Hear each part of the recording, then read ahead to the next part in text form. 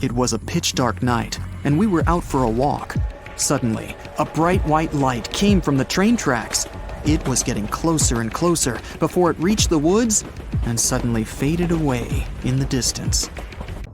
This story, told by hundreds of witnesses, sounds quite normal until you find out those train tracks have long been abandoned and torn out.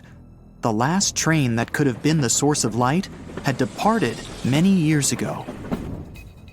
The mysterious ghost train became the main site of St. Louis, a little village in the Canadian province of Saskatchewan.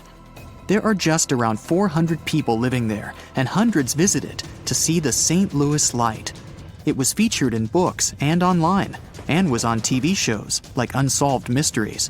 For decades, no one could explain what it really was. Some people spotted a white light. Others said they'd seen a red one. An urban legend explained the red light was a lantern carried by a ghost of a train conductor who had lost his life one night examining the tracks. Scientists tried to debunk both ghost-involving theories, but failed. Then, 2 high school students from northern Saskatchewan decided to jump in. They first witnessed the ghost train on a road trip to St. Louis. One of the girls said it must have been car headlights, but she needed evidence to prove that. Together with her friend, she decided to find an answer and make it their science fair project.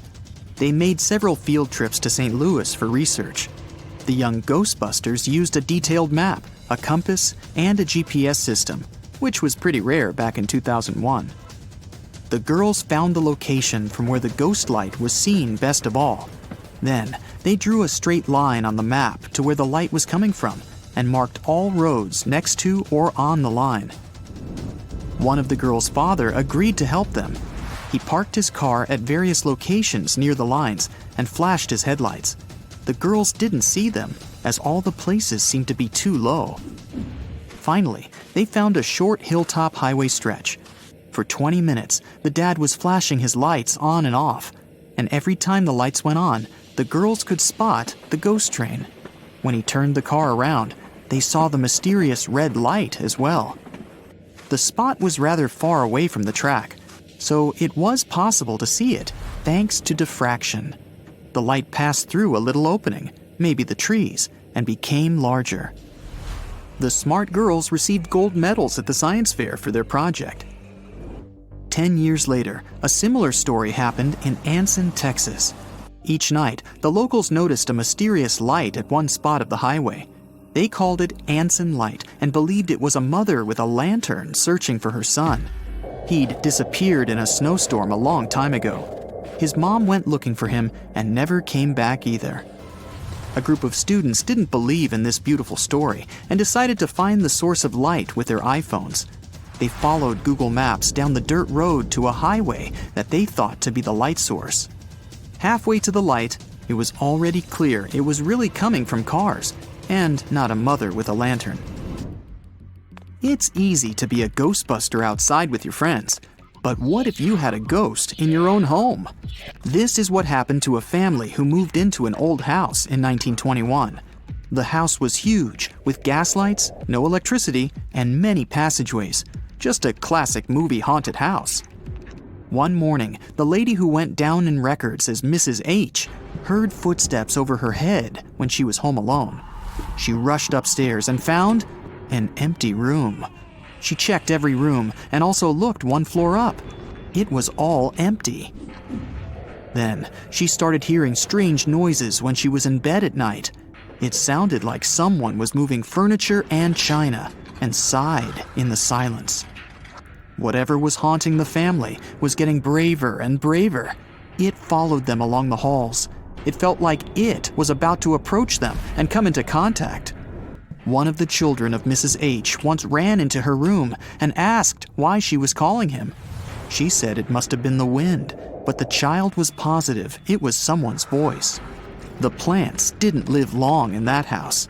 Finally, the scariest thing happened.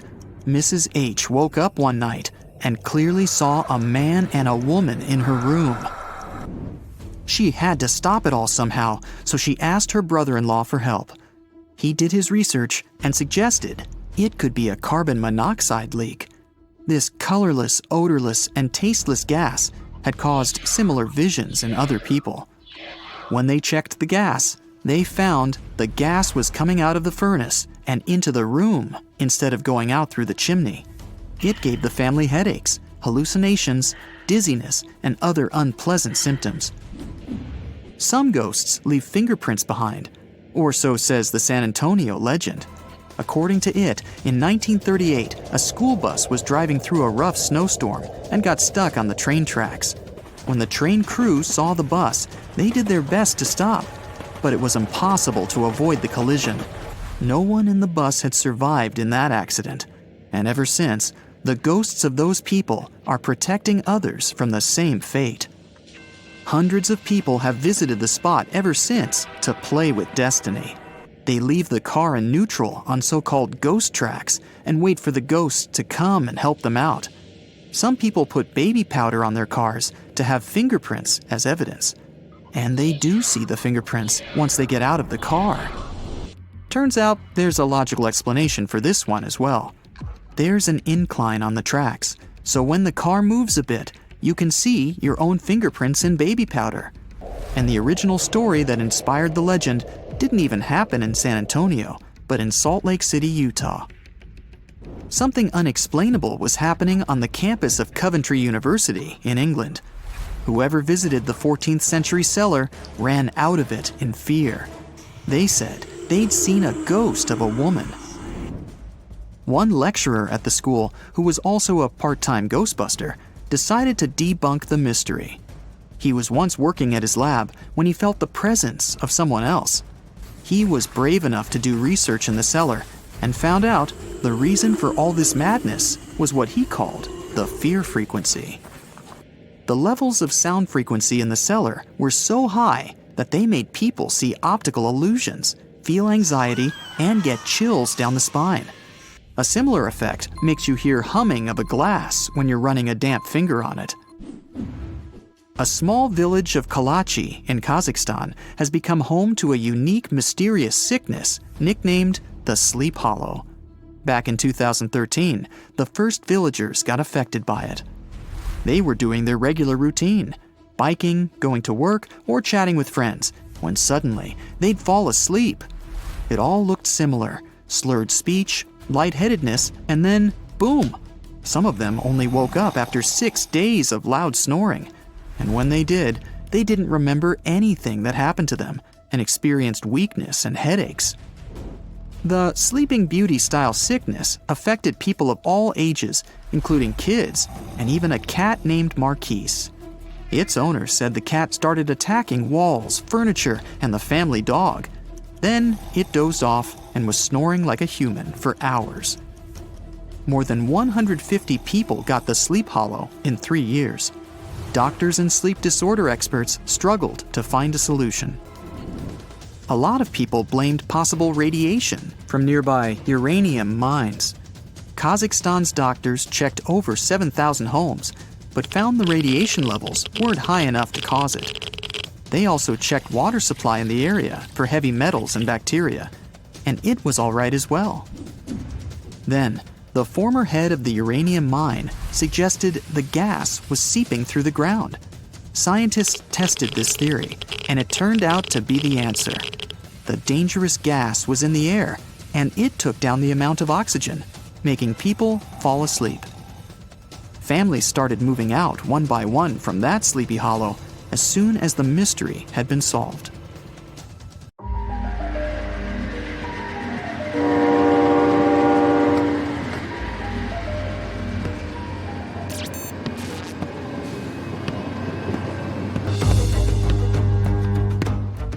How long does it normally take for a package to get to you?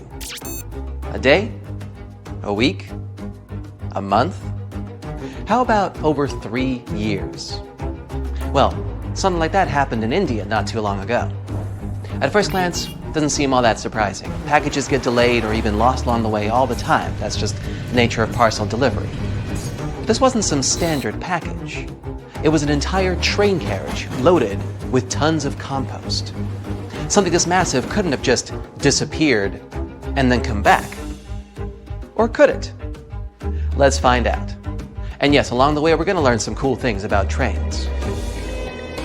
It all started in 2014 when an Indian company ordered dozens of tons of compost. All the goods were stored in 21 wagons. The train left the city of Visakhapatnam on November the 10th. Its destination was in Basti district, Uttar Pradesh, 870 miles away. So, the train left the station and the trip went smoothly. A few days later, the buyer accepted the goods. 20 wagons arrived in excellent condition, but one carriage, number 107462, was missing. Where could this wagon packed full of fertilizer have gone? Did someone steal the cargo? Did it get lost along the way? The buyer asked the company that sold them the compost to find the missing part of the shipment. The employees checked the documents and confirmed that the train of 21 carriages left the station on November the 10th. Several people from the rail station saw it. Then the train passed through some settlements and lost one carriage. But how? The buyer contacted the railway services but didn't receive any response. It seemed the train car had just disappeared. The documents indicated that all the paid goods went to the destination, which meant the buyer wouldn't get their money back. So they just lost more than $10,000. Months and years had passed, the incident eventually forgotten. But then, on July 25th, 2018, railway workers discovered an old carriage with the number 107462 on it at the station in Basti district, the original destination point. The company contacted the seller about their discovery, but they refused to accept the goods because the fertilizer had rotted long ago. They waited for the owner to come for it, but no one came, and no one reported it missing. So they towed the abandoned train car back to Basti district a few months later. By that time, the buyer had already reported the rail company about the lost compost, and they had already stopped searching for it, while the car was practically right under their noses. To this day, no one knows why the car was disconnected or where it's been all this time. You know where this would have never happened? Japan. There, you can ride the most punctual trains in the world. They arrive at all stations to the minute. All the locals know the trains are never late, so they can never use that excuse on their boss. But if something does happen to cause the train to arrive late, passengers receive a special ticket from the rail company that they can use as proof to protect them from their boss's accusations. Japan has not only the most punctual trains in the world, but also the fastest. I'm talking about maglev trains that can reach speeds up to 374 miles per hour. To give you an idea of how fast that is, the fastest recorded speed set by a Formula One car is 231.4 miles per hour. Not even close to the maglev train just traveling down its normal route. What's more, even if it travels at top speed, you can comfortably sit in your seat and drink tea on the train. You won't feel any vibrations or hear the sound of the wheels because it has no wheels at all. Maglev is short for magnetic levitation. Using the power of magnets, the train is basically suspended, floating just above the railway, meaning they don't actually touch, meaning there's next to no friction. This is what allows maglev trains to reach and then maintain such incredible speeds. Wouldn't it be cool to have such trains in every city? I mean, forget about traffic jams, am I right? But unfortunately, they're not so popular around the world. Charging the train's magnets requires a lot of energy. They heat up to incredibly high temperatures during the trip, and then they need to cool down after. And this also requires a lot of incredibly expensive infrastructure. For many countries, such trains would be simply economically unviable. For now. That carriage in India would probably have been standing at the railway station forever if someone hadn't noticed it. But what if it was a whole train with, let's say, 100 cars? I mean, what do people do with old train cars? Usually they would put old trains in landfills, dismantle them for scrap, dispose of them with pressure compacting, or melt them down. But the most popular practice is to load the bare hulls of wagons onto a big ship and then throw them in the ocean. It's not as wasteful as you think. The trains actually provide a great frame for corals and plant life to grow on them. And soon these overgrown train carriages become homes for fish and other ocean inhabitants. This is how the people in New York decided to get rid of their old trains. From 2001 to 2010, they sank more than 2,000 cars this way. And soon, these trains became artificial reefs. They got completely covered by corals and algae, and shells, crabs, sea sponges, mackerels, perches, and sea turtles settled in each car. Underwater photographers and divers filmed those wagons and even saw dolphins swimming through them. It's like an underwater city where the trains are free real estate for the fish. So, people provided modern housing for the fish and saved about $30 million on recycling. I mean, I use the term modern very loosely. They look more like phantom trains. But you know what the coolest thing about phantom trains is? They actually exist. And you know what's even cooler? You can get in and ride one. You can find such trains in England, in small towns like Sneyd. Now, imagine you stepped onto the empty train station there. It looks decrepit and abandoned. There's no parking, no ticket machines, no shops. And now you hear the sounds of a train arriving at the station. It seems normal enough, but when you step inside, you'll probably feel some discomfort since you're the only passenger on this phantom train. You can walk from the first carriage to the last one if you like. No one will stop you. You can actually choose from several similar trains. Yeah, there's a lot of them moving all around England. They're left running through abandoned railways because it actually works out economically for the country. To cancel these phantom train routes, you'd need to go through many bureaucratic procedures and spend taxpayers' money. And there's no need to do all of that if the trains just go and don't bother anyone. Also, they attract many tourists and enthusiasts who love to visit abandoned stations. If you're interested, you should know that it's not so easy to find these routes. You need to carefully study train schedules on the internet, since not even all the railway workers know about them. In some remote places, the trains arrive only once every few days. But what about real phantom trains? There are many stories about trains that have mysteriously disappeared throughout the years. The most popular one is the legend of the Zanetti Train Company. Several wagons disappeared with dozens of passengers in a mountain tunnel in Italy in 1911, and then popped up out of the blue in 1845 in Mexico? But of course, there's no evidence for this story. Someone just wrote it in a newspaper and everyone believed it. The same thing happens with planes and ships that supposedly travel through time. Although it's much more common for sailing vessels to become abandoned and then left to sail aimlessly on the seas for decades. There's much more documented evidence of that. But if you really saw a mysterious train arriving at an old railway through the fog in the middle of the night, would you step inside?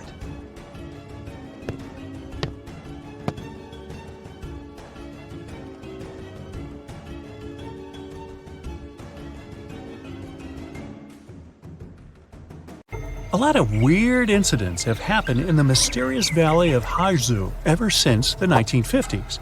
People even started comparing it to the infamous Bermuda Triangle. But are they really that similar? It all started when an airplane went missing here under circumstances no one can explain yet. They searched the location back and forth, but nothing appeared to have remained of the aircraft. And guess what? No one received any SOS messages from the team on board. And to top it off, the same year, a considerable number of tourists and local residents were lost here in the valley, never to be seen again. Speaking of the Bermuda Triangle, one can link its origin story to a series of mysterious disappearances of ships and aircraft, like the one that happened in 1945, when 5 planes and 14 people on board went missing in this location while doing routine training exercises. Even a thorough investigation didn't help to establish the cause of the incident. But that wasn't the end. Between 1945 and the mid-1980s, another 25 small planes went missing while going through the Bermuda Triangle, never to be seen again. And the search parties haven't recovered a single piece of these aircraft. The Bermuda Triangle isn't the only stretch of water that has claimed ships for good. In the Pacific Ocean, near Japan, there's a tricky portion of water that has earned the nickname the Devil's Sea. The best known out of all of these disappearances is that of a fishery patrol vessel that went missing in 1953. On board were 31 crew members and scientists who were looking to investigate a recently formed volcanic island. What happened to the ship and all the people on board? We'll never know, I guess, since they never found the ship or the crew members, and there was literally no trace of them left behind. Back in 1911, a standard train was scheduled to depart from a railway station in Rome, hoping to reach the city of Milan. Needless to say, none of the 106 passengers ever made it to the destination, and no one has ever seen them again. What happened to these people and to their train? Were they really lost forever? Some people seem to believe this isn't the case. As it was completing its journey, the train was supposed to pass through a long tunnel. It did enter it, but never came out the other end of the tunnel. Nothing was left of the train, and it seemed like it literally just vanished into thin air. Only 2 of the passengers were found, but they were quite unwell at the time, and their stories did not seem to make much sense. They spoke of a dense fog that they simply jumped out of because they got so scared. 15 years later, a story spread about a group of 104 Italian people that popped up in Mexico City, claiming they had arrived by train from Rome. If that's not weird enough, the story appears to have been reported back in 1845, 66 years before the train even departed in the first place. Of course, nobody at the time actually took these people seriously, but you can't help but wonder, did they actually time travel via the Roman tunnel, or is it just another urban myth? What do you think? The Lost Colony is the story of a strange phenomenon that happened back in the late 1500s. A group of people from England had moved into a colony on Roanoke Island off the coast of present-day North Carolina. But they soon realized they didn't have enough supplies. To fix this, the colony's governor decided to head back to England to get some. He didn't manage to come back for another 3 years. When he finally did, he was astonished at what was left behind.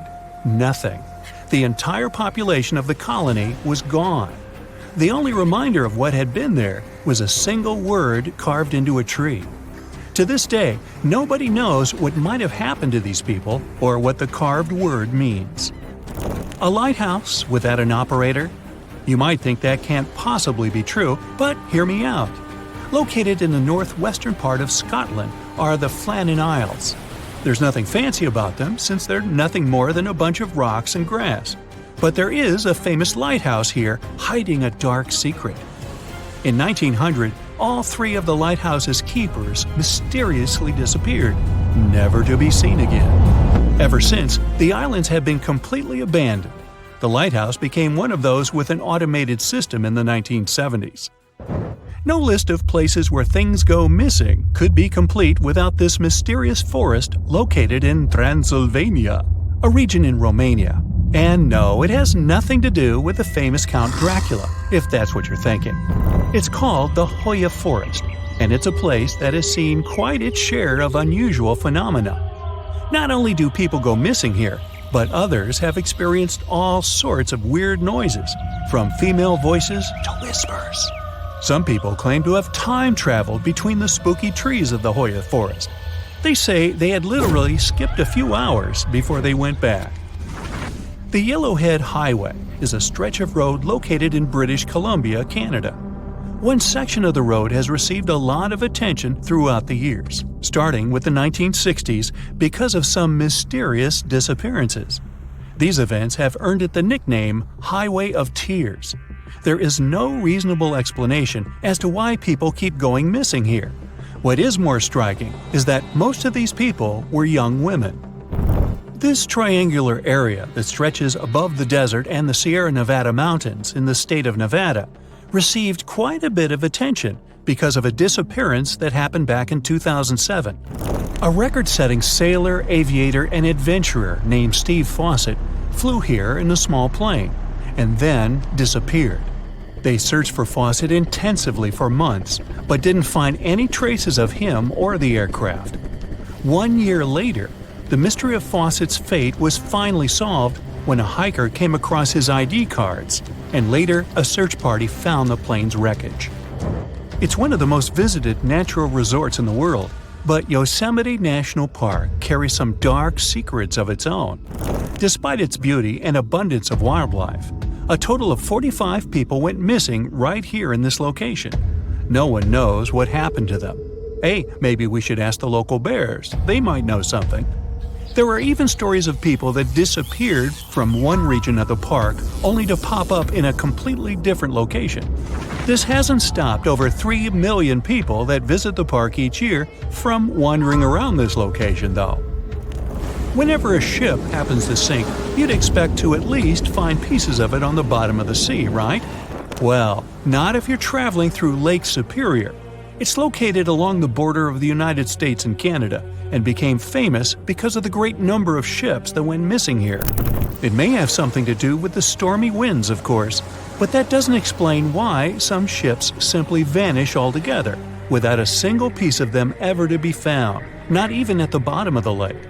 It does gather a lot of tourists each year, though. They come here to scuba dive and see the remains of some of the ships that still lie here. The bottom of this lake even contains what's left of the notorious SS Edmund Fitzgerald. Back when it departed on June 7, 1958, it was the largest ship on North America's Great Lakes and, to this day, remains the largest ship ever to have sunk in the area. Similar to other events, the exact cause of the shipwreck remains a mystery.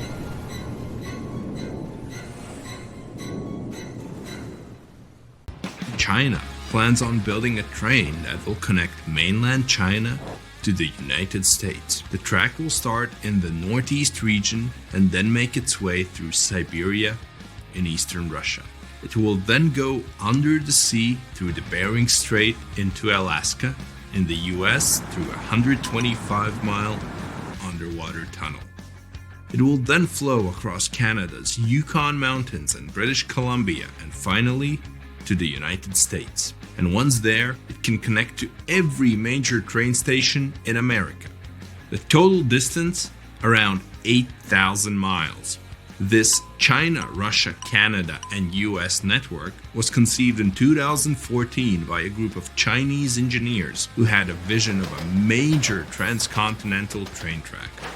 They claim that if the project is built, then you will need just 2 days for a trip from China to America without having to go to the airport. A train ride is much smoother than a plane and offers people better opportunities to experience traveling near the ground rather than up in the air.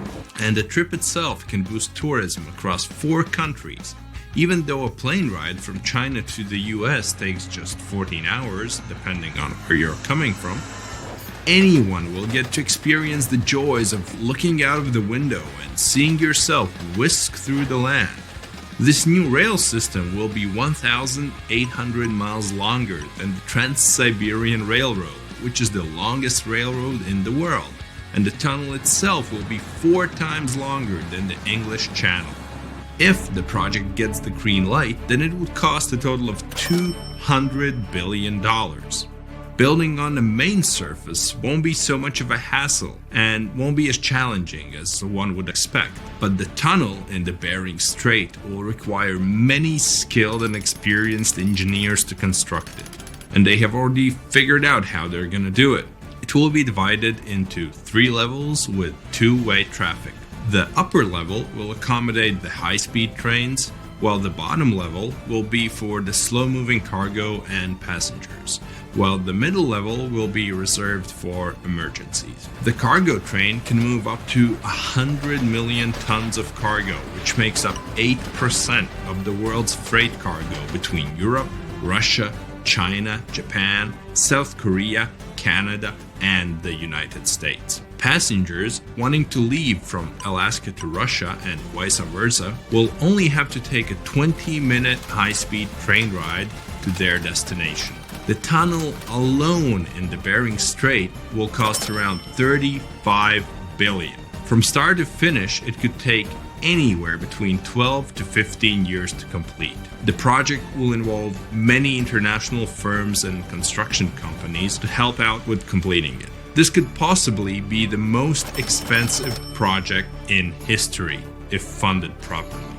And it has to be strong enough to handle the icy waters in the Bering Strait and the strong waves around it. The China Russia, Canada, America railway line would be the most expensive and ambitious mega project in history and would take years to complete.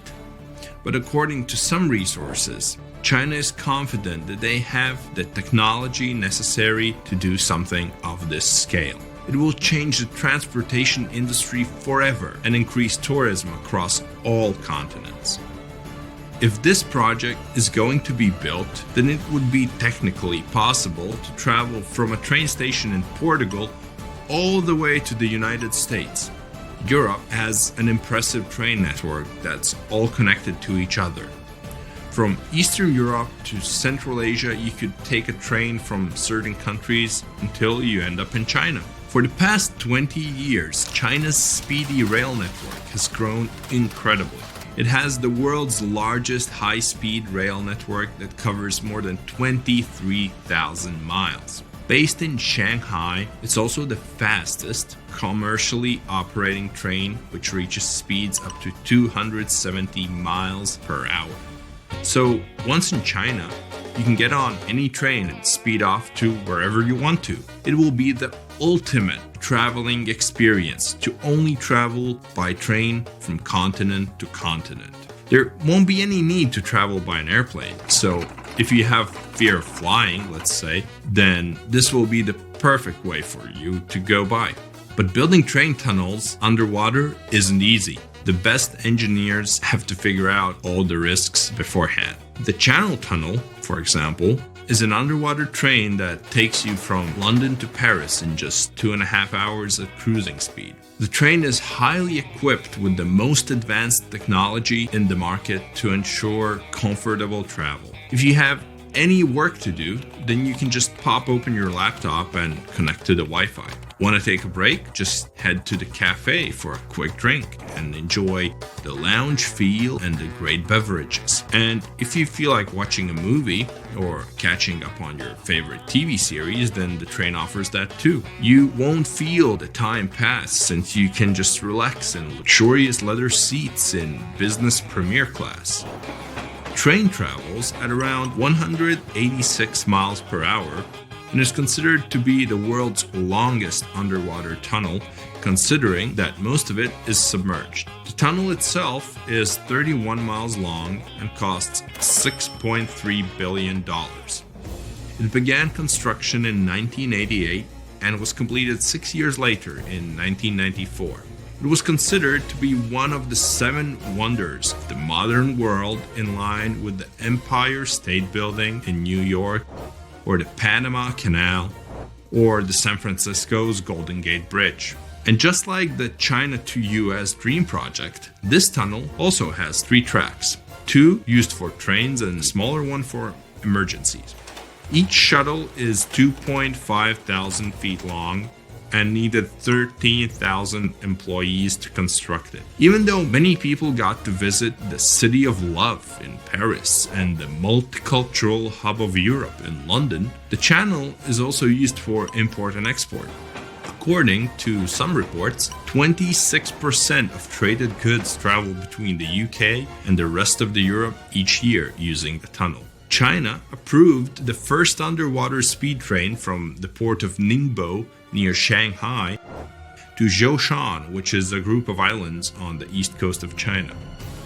The brand new railway will stretch for around 50 miles, with a decent part of it built underwater. What makes it cooler is that the train will rely on a magnetic track where the train cabins will float in the air on the tracks and speed away. If this project becomes a reality, then it will most likely feel like riding in a royal carriage. You can book cabins and rooms with multiple bedrooms and accommodations. You'd be treated like a guest of honor at any ceremony. Constant entertainment and food are yours all day long. Ticket prices may vary, but still be expensive, so not everyone could afford it. There's high-speed Wi-Fi, of course, in all areas, with some of the best seats in the world. It will be possible to live in Europe and work in Asia without flying. Even living in Russia and working in Alaska can be a reality. And if you were in the US, you can also remain on the ground and still get to London via the network. And once you reach Europe, you'd have to take the train to Paris and then the Channel to London. But there hasn't been any news on the project so far. It hit an economic wall and is still in the conceptualizing stages. Many critics didn't hold back on how this project could not revolutionize the transportation industry, but might instead sink it into more depth. They claim that cargo ships and flights are just as good and a lot cheaper, so there's no need to put such large amounts of money for something that maybe only a handful of people can use. Moving cargo through trains won't necessarily be as fast as planes or ships. If this train network replaces shipping and flights, then many people who work in aviation would have to change jobs and move on to trains. Of course, something like this wouldn't happen overnight and would probably take decades. This project might even open doors for countries in Asia and Africa to build mega-network speed trains all connected to each other. You might one day travel by train from South Africa all the way to the United States, passing through Africa, the Middle East, Central Asia, China, Russia, and eventually the US. And if the train network expands even more, it can reach all over South America, which would make your trip even longer. It could reach every continent in the world except Antarctica. Imagine a worldwide railway network of high-speed trains connected to every station on Earth. There's a ship drifting somewhere in the ocean without a crew. The last time someone saw it was over 50 years ago. Its story reminds of that of the Flying Dutchman, a ship that's bound to sail forever and bring disaster to whoever sees it at sea. At least the legend says so. Unlike the Flying Dutchman, the SS Bay Chimo was definitely real and built for a German company in Hamburg and began as an ordinary cargo ship. It was trading supplies between Hamburg and Sweden in the Baltic Sea starting from 1914. It had a strong steam engine and a hull made of steel. A few years later, it became British property. Then, in the 1920s, a Canadian company purchased it for around $18,000, a huge amount of money back then. The new owner, the Hudson's Bay Company, was actively using the ship for several years. They would often send it on voyages from its home port in Scotland to Siberia, Alaska, the Yukon, and the Northwest Territories. It also passed through the Panama Canal and even the Suez Canal, with fur pelts for sale on board. Sometimes it would also transport passengers. It had completed 9 successful voyages before this strip of good luck came to an end. Starting from the 1930s, SS Bay Chimo would have trouble with ice and storms. When it first got trapped in ice in October of 1931, some of the crew managed to escape to Alaska. 15 of 22 sailors decided to stay with their vessel and try to save it. They had furs and other valuable cargo worth around $58,000 aboard. The company sent them supplies to survive the winter. They set camp near the ship out of the hatches, tarpaulins, and other materials, and offloaded the cargo. At the end of November, a blizzard rushed through the area, and it seemed like it had taken the ship with it. The ice platform had survived, but the ship broke free. Some of the crew members were sure it had sunk. But soon after, they heard from one of the locals who had spotted their ship around 45 miles away from their camp. The crew moved on with their lives, and the ship started its journey as a runaway vessel. People would spot SS Bay Chimo once a year or so, all the way until 1965. It was mostly spotted off the coast of Alaska. A man going to Nome with his sled dog, along with prospectors, explorers, and treasure hunters, all claimed to have seen SS Bay Chimo. Someone tried to board it and take it to port, but ended up stranded on it for days because of horrible weather. Others got luckier and managed to take a whaleboat, some furniture, and other valuables from the vessel. Those who got close to the ship saw that it was damaged and missing the propeller. Still, it stayed afloat without a crew for at least 38 years and became the longest sailing ghost ship in history. In 2006, the Alaskan authorities started a project to solve the mystery of this ghost ship of the Arctic and finally find SS Bay Chimo, either still above or below the water. So far, the project has not been a success. SS Bechimo remains one of the estimated 4,000 ships that have disappeared off Alaskan shores. If the legend of the 17th century isn't lying, this ghost ship could be sailing somewhere along the Flying Dutchman. It belonged to the Dutch East India Company. Its captain managed to do the impossible for that time and sailed from Holland to Indonesia in only 3 months. They said he was flying over the sea, and some evil tongues explained that he had made a deal with evil forces to achieve that. Once the ship was sailing back home, its captain and crew disappeared without a trace. There are many versions of what happened to it. One of the first ones said it had tried to enter port at the Cape of Good Hope, got in a terrible storm, and sank as there was no captain to save it. Another legend says the captain had refused to obey the skies to let the ship sink during the storm. A scary life form then struck the boat and the crew, and it was condemned to forever wander without rest. Many sailors claim to have spotted the Wandering Dutchman. The Duke of York, who was to become King of England, mentioned having seen it in Australian waters. Right after spotting the ship, the man who saw it first fell from the top of the mast and didn't survive. There were more encounters with this legendary ship up to the middle of the 20th century. Ships would nearly collide with it as the Flying Dutchman jumped out of the blue. Scientists have a more logical explanation for this mystery: Fata Morgana, not to be confused with Hakuna Matata. Now, when you're out at sea on a hot day and the air is all wavy, it feels like when you look at the road on a scorching summer day. That's because of something called atmospheric refraction.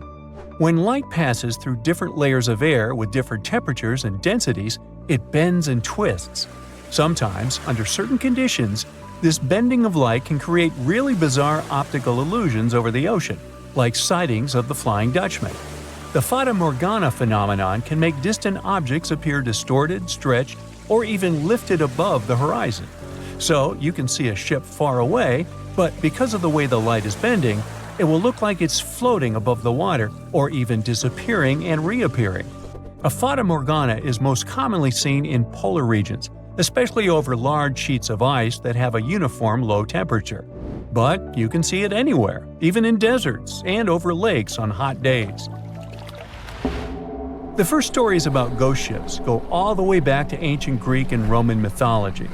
One of the most famous ghost ships in history is the Mary Celeste. This brigantine was traveling from New York City to Genoa and was fully stocked with provisions, but missing a crew when it was discovered in the Atlantic Ocean in 1872. The crew's personal belongings were also there, completely undisturbed.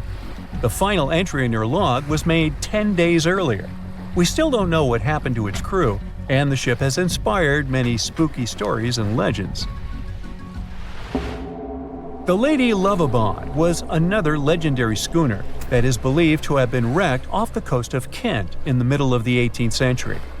The story tells that the ship's captain, Simon Reed, had just got married and took his bride on board for a celebratory cruise, despite the superstition that it could bring bad luck. They were on their way to Portugal when the first mate, who is also in love with the captain's new wife, went mad because of jealousy, attacked another crew member, and then took over the wheel and steered the ship straight into the dreaded Goodwin Sands. No one aboard survived, and the schooner is said to reappear as a ghost vessel every 50 years. In present times, many vessels become abandoned and turned into ghost ships intentionally. There are thousands of them floating in U.S. rivers, lakes, channels, and coastal waters. Some people lose their boats in storms and other extreme weather. Others have to abandon their boats because maintaining them can cost 10% of the boat's price. Plus, docking a vessel can add up to several $1,000s every year. Most boats have been made of fiberglass, so an owner can't just recycle them as scrap metal. So, once they want to get rid of it, they often tie it to a dock and sneak away, or leave it floating far away from the shore, or just try to sink it. When ghost ships sink in shallow waters, they can cause damage to coral reefs, mangroves, marshlands, oyster habitats, and wetlands. Plus, they can collide with unsuspecting regular ships and cause real trouble. So, don't do that. Enough said. Do you know the feeling when you've been trying to solve one mystery for your entire life? Nope? Well, Detective Anderson does. During almost 30 years of working for the police, he solved many riddles, caught hundreds of robbers, and helped save thousands of lives. There's a huge number of successfully solved cases on his record. At the age of 25, he caught a thief who changed his own face with plastic surgery once a year. When Anderson was 30, prisoners started breaking from jails all over the world. The detective successfully solved this case. At the age of 38, he discovered the secret base of a forbidden order in a volcano's mouth. By his 50s, he managed to explain all the most inexplicable things in the world. But there was something he couldn't solve. These were two mysteries from the 50s, cases of missing planes. All these years, Anderson has been scrolling through the details of this puzzle. Unfortunately, he was too young when this story began. All he had were guesses and notes. But today, a sudden thought struck him. For the first time in many years, he felt that he could finally solve this mystery. But to do this, he had to immerse himself in this story again. So he opened the closet and pulled out 2 old magazines with detailed articles about these incidents. The first one happened in the summer of 1955. July 1st, Pan Am Flight 914 was about to depart from New York Airport with 61 people on board. The plane model was a Douglas DC-4. It differed from modern aircraft, having giant propellers instead of turbines. So, all passengers fastened their seatbelts. The plane started taxiing down the runway, sped up, and took off. It went high into the sky and out of sight. Its destination was Florida. The flight time would be 3 hours. Dispatching services were watching the plane on their radar when suddenly, Pan Am 914 disappeared. The operator tried to contact the pilot but received no response. New York reported this to Florida. They said they couldn't see the plane either. Usually, pilots notify via radio if a plane crashes or gets into a storm. But this time, just nothing. After several unsuccessful attempts to establish the connection, they deployed large-scale search operations. Communication with the plane was interrupted when it was flying over the Atlantic Ocean. Therefore, the air company had to admit the aircraft crashed into the water. But this version had no proof. When planes fall that way, rescuers find floating debris. Some parts of the cabin or luggage always get to the surface. This time, rescuers found nothing. The plane didn't transmit any distress signals and didn't leave any traces of the crash. It seemed like it just disappeared into thin air. People forgot about this disaster for 37 years. And then, something bizarre happened. 1992, Venezuela, Caracas Airport. The control tower received a signal about an unknown aircraft approaching them. It was weird because it wasn't supposed to be there. There were no flights scheduled for that time. The plane was landing. The dispatcher and the rest of the airport staff understood that something was wrong here. The plane looked old, with huge propellers instead of turbines. After landing, the pilot contacted the airport. Where are we? The dispatcher asked him to identify himself. A few seconds later, he received an answer. We are Pan Am Flight 914 departed from New York to Florida with a crew of 4 people and 57 passengers on board. The dispatcher didn't know what to do next. He and the airport staff understood what kind of plane they were looking at. What was this plane doing 37 years later, and almost 1,240 miles away from its destination? After a few seconds, the startled dispatcher turned on the microphone and said, It is September 9th, 1992. You know that? A long pause followed. Then, the pilot responded in a panic. Oh no. Jimmy, where are we? No! Stay away! Let's go now! The airport staff saw the pilot waving his hands in horror through the glass. Then, he started the engines and took the plane to the runway. Pan Am 914 increased its speed and took off. The dispatcher tried to stop him, but the pilot didn't respond. The plane disappeared into the sky, and no one else had heard of it since that day. Detective Anderson finished reading the article. He frowned and looked out the window. Raindrops were hitting the glass. The storm outside perfectly depicted what was happening in his mind at that moment. He seemed to know what had happened to that plane. All the clues were there, lying right in front of his eyes. But to know for sure, Anderson had to move on to the next case. It was another article, dated 1989.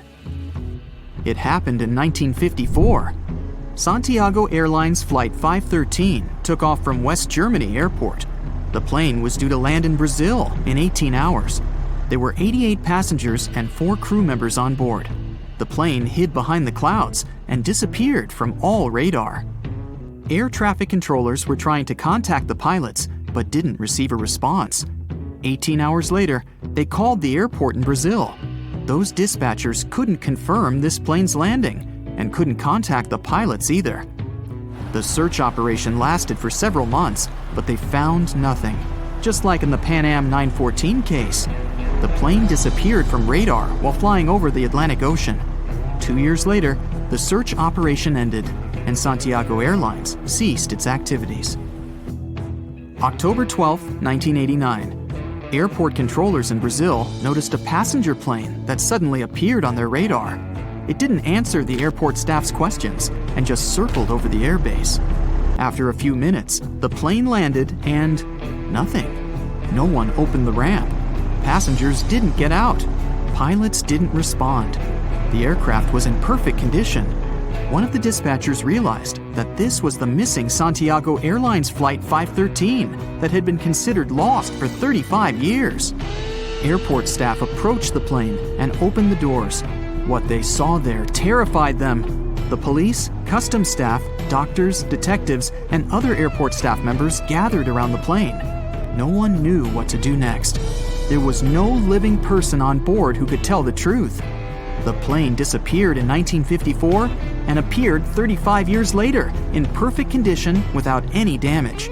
So far, no one has figured out what happened. Detective Anderson noticed the stories were very similar. Pan Am 914 disappeared in 1955. Santiago Airlines 513 vanished in 1954. The difference was almost a year. Anderson scratched his head and noticed another little detail.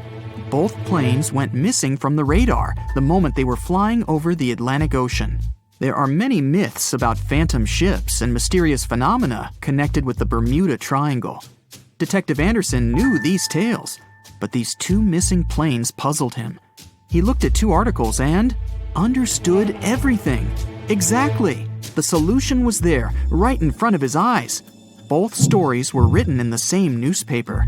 There was no real dispatcher who communicated with the planes. Nothing was known about the passengers. No newspapers except this one published news about these missing aircraft. It seemed they just took the same story and changed the dates, locations, and names of flights. Yes, the case was solved. It was all fake. The rain stopped. Detective Anderson looked out the window and heard the sound of a passing train. He remembered another weird and fake story. A story about a phantom train. It took place in Italy in 1911.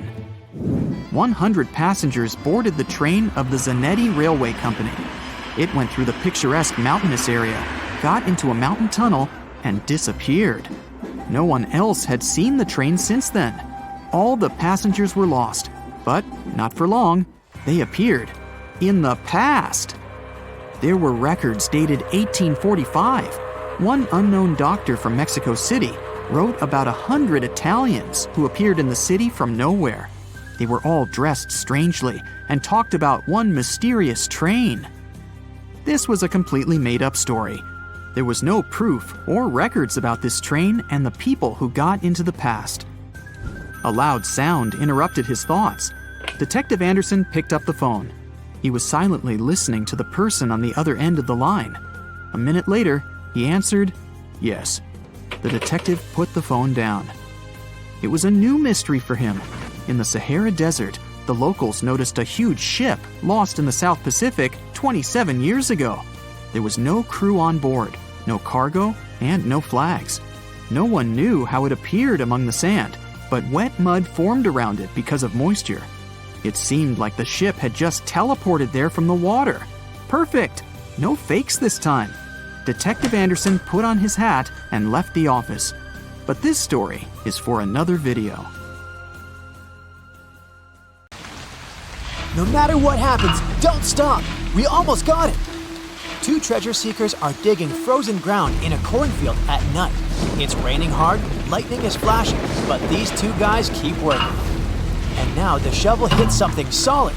No way! A treasure chest! They start digging faster and find a piece of a ship's engine. What the? Far from the seas and lakes, somewhere under the fields of Kansas City, they found a giant sunken ship. How is this possible? Now you'll see. Some people spend their lives searching for shipwrecks with treasures underground. One of them is explorer David Hawley. He's been looking for such ships far from the seas, rivers, and oceans for many years. He does this because he likes the feeling of adventure. The holds of these ships may contain chests of gold, antiques, and artifacts. And you can get a lot of money for them. David says you don't have to go into the ocean to find a sunken ship. They may be lying in your backyard. But why do ships end up buried underground among fields, farms, and plains? Let's find out using the example of steamboat Great White Arabia. According to old records, the newspaper clippings, this ship had been carrying about 200 tons of treasure before it sank in 1856. Many rumors and local legends said the ship was lying underground a few miles northeast of Kansas City. It was there because people deliberately altered the riverbed and channels of the Missouri River in the second half of the 19th century. They artificially brought the shores closer to each other. They narrowed the river to increase the flow's speed, so boats could sail much faster. In the 19th century, steamboats were the most popular means of transporting passengers and goods. Before railroads, they extended the western border across the Mississippi and Missouri rivers and brought supplies to people. That's why it was so important to increase the speed of their movement. So, on September 5th, 1856, Arabia was sailing along such an estuary. It came across a snag sticking out of the water. A piece of log quickly flooded the ship. Fortunately, all passengers were evacuated. But the steamer and its precious cargo reached the silt bottom of the Missouri River in a few minutes. Several years had passed. Everyone forgot about the vessel. During this time, the course of the Missouri River had changed. But Arabia remained under the wet, muddy bottom. The soil level above it was getting higher, and the ground was losing moisture. Eventually, many decades later, a cornfield formed above the sunken ship. In the 1980s, one farmer owned this area, and he had no idea what was hidden in his territory. David Hawley carefully studied the history of the sunken ships of the USA. He knew that hundreds of steamers had gone underwater all over Missouri, but most of all, he was interested in Arabia, as there were rumors that it was filled with gold and other valuable things. The territory of cornfields in Kansas was vast, but David Hawley knew how to search properly. In 1987, he started working. First, together with his brother and father, they collected all the clippings from old newspapers they could find. They were looking not only for information about the steamer, but also for maps of the Missouri River. They tracked its historical changes, checked the dates, and identified a large area where the steamer sank. Next, they used electromagnetic testing and other geological stuff to study the soil and find the right place. They searched for differences in ground moisture and density. Then, they went through the territory with powerful metal detectors. And so, by the fall of 1988, they had determined the location of the steamer. Arabia was the size of a football field. This gigantic vessel lay 45 feet underground, 4 stories down. But before they started excavating, they had to ask the owner of the cornfield for permission. For the farmer, this news was a big surprise. He agreed, on the condition that the excavations would be completed by spring so that he could sow a new crop. Digging a giant ship in winter is much more difficult and expensive than at other times. It includes additional equipment, electricity, and heating costs. The team worked day and night. They financed the excavations out of their own pocket. Each invested more than $10,000 and took out a bank loan. Finally, they noticed the first details of the ship. The shovels hit the huge engine boilers and the deck. The goal had been achieved. Most of the cargo lying inside the sunken ships is covered with rust, shells, mud, and is badly damaged. The contents of Arabia were in excellent condition, considering that the ship had sunk 130 years prior. Unfortunately, they didn't find the chests of gold. Still, they got several tons of other valuable cargo, household items of people who lived in the middle of the 19th century. It was a time capsule. The ship was carrying supplies for hundreds and thousands of people, and all these things were perfectly preserved. For example, they could clearly see the brand stamp Goodyear Rubber Company on one rubber shoe. The longer the excavations continued, the more things David and his team found. In the barrels, they found plates from the 19th century. They were intact and usable. Also, there were clean clothes, thousands of pairs of shoes, harpoons, frying pans, and umbrellas. The ship was carrying cargo to supply about 16 small towns. Yes, it's not gold, but such artifacts are also precious. The contents of the ship could be worth millions. However, the crew wasn't going to sell these things. They made a museum on the site of a former fruit market in Kansas City. If you go there, you will immediately feel like you're in a department store of the 19th century. There are thousands of items in good condition. Even the matches here are dry enough to light up. It took David many years to present the entire collection from the steamship. He values each of the items and doesn't want to sell them. Anyone can come here, pay for a ticket, and find themselves in the past. Who knows, maybe there's an old ship hidden in your backyard too. Geologists found an older vessel in the hot desert of Namibia in 2008. This ship sailed back in the days when pirates scared sailors on the seas, and now it's inside a dried-up lagoon. The ship sailed from Lisbon in 1533 and disappeared with the crew near a small diamond mining town. After almost 500 years, the hull had been badly damaged. Only the carcass of the ship remained, but the treasure hidden inside the vessel stayed intact. They carefully studied the boat for a long time, trying not to ruin anything. And then, 5 days later, they found a big old chest in the hold. Carefully opening it, they found gold coins there. Thus, the cost of the ship was estimated at about $10 million. The exact cause of the shipwreck is unknown, but experts believe the ship was destroyed by heavy cargo and bad weather. It went to the bottom of a lagoon that later became a desert. Some find an airplane in their backyard, others discover a ship, and one man found a passage to an ancient secret city in his house. This happened in Turkey in 1963. The owners of the building decided to make repairs. He went to his basement and knocked down the wall to turn this place into a living room. And so, behind one wall, he found a tunnel leading underground. The man thought it was some kind of a secret chamber. He went down there and realized it was something much more than that. It was an ancient city 18 floors deep. People built it in the years 780 to 1180 as a refuge from weather disasters and the invasion of enemies. This place also includes many underground tunnels that stretch for several miles in different directions. People could get to the town from different points using secret passages leading to these roads. The city can accommodate about 20,000 residents, livestock, and tons of food supplies.